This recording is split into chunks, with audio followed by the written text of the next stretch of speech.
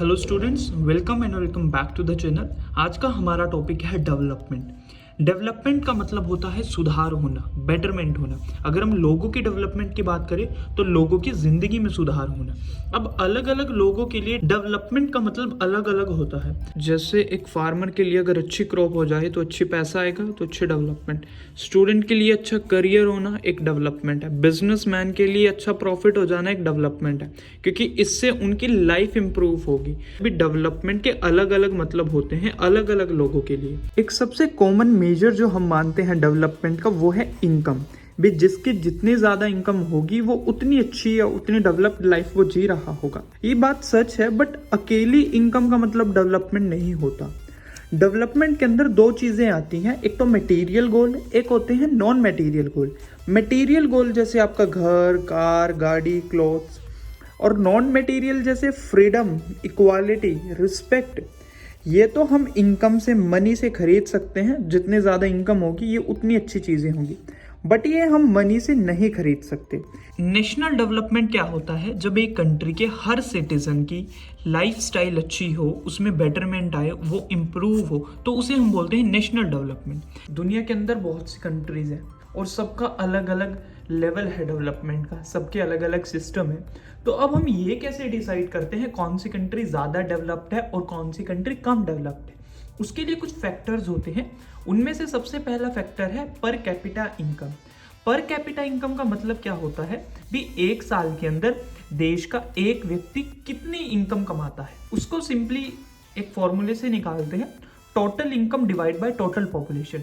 अगर एक देश के अंदर टोटल इनकम 100 है, यानी उसके जितने भी सिटीजन्स हैं वो साल के अंदर 100 रुपए कमाते हैं, सबको प्लस कर, और टोटल पॉपुलेशन है 10, तो इसको डिवाइड कर आएगा 10 रुपीज पर पर्सन, यानी एक व्यक्ति 10 रुपए कमाता है एक साल के अंदर। बट अगर हम इस अकेले के बेसिस पर एक डेवलपमेंट निकालना चाहें, अगर 10 रुपए कमाता है तो वो कम डेवलप्ड है, जो 50 रुपए कमाती है वो ज़्यादा डेवलप्ड है। ऐसा नहीं है, ये एक्यूरेट नहीं है। इसका एग्जांपल अगर मैं यहाँ पर आपको दूँ, हरियाणा जो स्टेट है इंडिया की, उसकी पर कैपिटा इनकम केरला से बहुत ज़्यादा है, बट फिर भी केरला हरियाणा से ज़्यादा डेवलप्ड है, क्योंकि उसका एजुकेशन, उसकी हेल्थ बहुत अच्छी है। यहाँ से हमें ये चीज समझ में आती है भी पैसे के अलावा, इनकम के अलावा भी और चीजें हैं जिससे हम डेवलपमेंट को नापते हैं। अब इनकम के अलावा वो और कौन कौन से फैक्टर्स हैं? सबसे पहला है infant mortality rate. Infant mortality rate का मतलब क्या होता है? एक साल के अंदर 1000 बच्चों में से कितने बच्चों की डेथ हुई है एक साल का होने से पहले। जैसे एक साल के अंदर 1000 बच्चों ने जन्म लिया, तो उन 1000 में से कितने बच्चे एक साल से पहले मर चुके हैं। अगर ये रेट ज्यादा हुआ तो डेवलपमेंट कम है। अगर ज्यादा बच्चों की डेथ हुई है तो डेवलपमेंट कम है, क्योंकि हमारे पास हेल्थ अच्छी नहीं है। अगर ये नंबर कम है तो डेवलपमेंट ज्यादा है। लिटरेसी रेट, लिटरेसी रेट का मतलब होता है कितने लोग पढ़े लिखे हैं, एजुकेटेड है। लिटरेसी रेट को हम परसेंटेज में नापते हैं, और इसमें हम ये देखते हैं भी 7 साल से ज्यादा के जो लोग हैं उनमें से कितने लोग पढ़ सकते हैं, लिख सकते हैं और समझ सकते हैं किसी भी भाषा में। अगर 7 साल से ज़्यादा का व्यक्ति पढ़, लिख और किसी भी भाषा में समझ सकता है तो उसे हम बोलेंगे भी वो लिटरेट है, वो पढ़ा लिखा है। अगर ये रेट ज़्यादा होगा तो ज़्यादा डेवलपमेंट होगी, क्योंकि लोग ज़्यादा पढ़े लिखे होंगे। अगर ये परसेंटेज कम होगी तो डेवलपमेंट कम होगी, क्योंकि लोग कम पढ़े लिखे होंगे। नेक्स्ट क्या है? Net attendance ratio. Net attendance ratio को भी हम परसेंटेज के अंदर मेजर करते हैं। इसके अंदर हम ये चीज देखते हैं भी 14 और 15 एज ग्रुप के जो स्टूडेंट्स हैं उनमें से कितने स्टूडेंट स्कूल को अटेंड कर रहे हैं और कितने नहीं। क्योंकि जितने ज़्यादा बच्चे स्कूल अटेंड करेंगे उतनी अच्छी डेवलपमेंट होगी, क्योंकि उतनी ज़्यादा एजुकेशन होगी, और जितने कम करेंगे उतनी कम डेवलपमेंट होगी, क्योंकि कम बच्चे एजुकेटेड बनेंगे। Another factor is public facilities. ये ऐसी फैसिलिटीज होती हैं जो गवर्नमेंट अपने सिटीजन्स को प्रोवाइड करती है, जैसे आप education, health care, safe drinking water, roads, foods. जितनी अच्छी पब्लिक फैसिलिटीज होंगी उतनी ज़्यादा डेवलपमेंट होगी। नेक्स्ट फैक्टर है body mass index, BMI. BMI एक तरीके का फॉर्मूला है जो ह्यूमन हेल्थ को मेजर करता है। इसके अंदर हम वेट को हाइट से डिवाइड करते हैं, फिर एक हमारे पास नंबर आता है। अगर वो नंबर 18 से कम है तो वो व्यक्ति अंडर वेट है, अगर 18.5 से 24.9 के बीच में वो आता है तो वो पर्सन हेल्दी है। अगर 25 से लेकर 29.9 के बीच में आता है तो उसका वेट ज़्यादा है।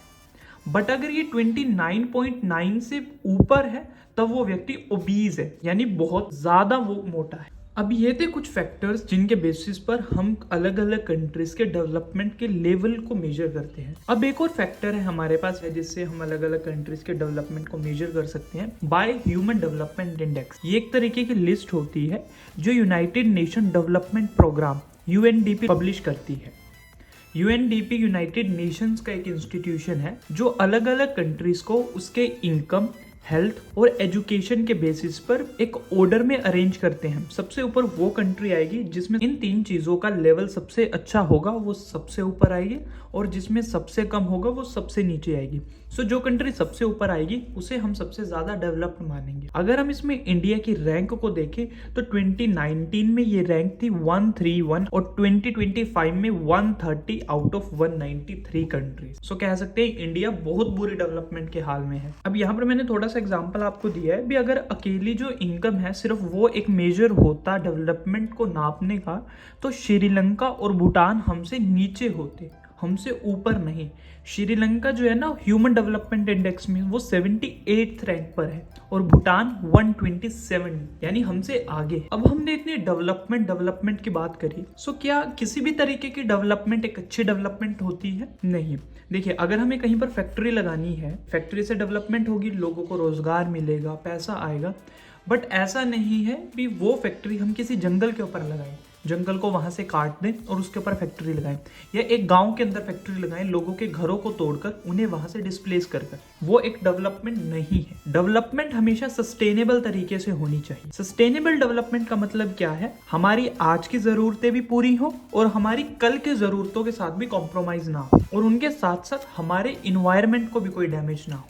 इसका एग्जाम्पल ये है, डेवलपमेंट का मतलब ये है भी आज आप खाना खा रहे हो, बट आप इस तरीके से वो खाना खाओ और बचाओ भी आपके पास कल भी खाने के लिए खाना हो। ऐसा नहीं है भी आप सारा खाना आज ही खा जाओ और कल को भूखे मरो। सो सस्टेनेबल भी वही डेवलपमेंट होती है, आज की जरूरतें भी पूरी हो और कल की जो फ्यूचर जनरेशन है उसकी भी जरूरतें पूरी हो, और साथ में इससे हमारा जो इन्वायरमेंट है वो हार्म ना। अब डेवलपमेंट के नाम पर लोगों ने बहुत ज्यादा इंडस्ट्रीज लगा दी है, बहुत ज्यादा कंस्ट्रक्शन किया है, जिससे बहुत ज्यादा पानी का ओवर यूज करते हैं लोग। अब वो डेवलपमेंट नहीं है। फॉरेस्ट को काटना, वहां पर कंस्ट्रक्शन एक्टिविटीज करना, बिल्डिंग्स बनाना, कहने को तो वो डेवलपमेंट है, बट वो एक सस्टेनेबल डेवलपमेंट नहीं है। क्रूड ऑयल जो हमारे पास है, पेट्रोलियम हो गया, कोल हो गया, उसको बहुत ज्यादा इस्तेमाल करना फैक्ट्रीज में, कहने को वो डेवलपमेंट है, बट वो सस्टेनेबल डेवलपमेंट नहीं है, क्योंकि इससे हमारे फ्यूचर को डेंजर हो सकता है। क्योंकि ये ऐसी चीजें हैं जिन्हें दोबारा से रिप्रोड्यूस करना बहुत ज्यादा मुश्किल है या बहुत ज्यादा टाइम लगता है। So thank you guys, this was your chapter development. मिलते हैं नई वीडियो में, टिल देन बाय बाय।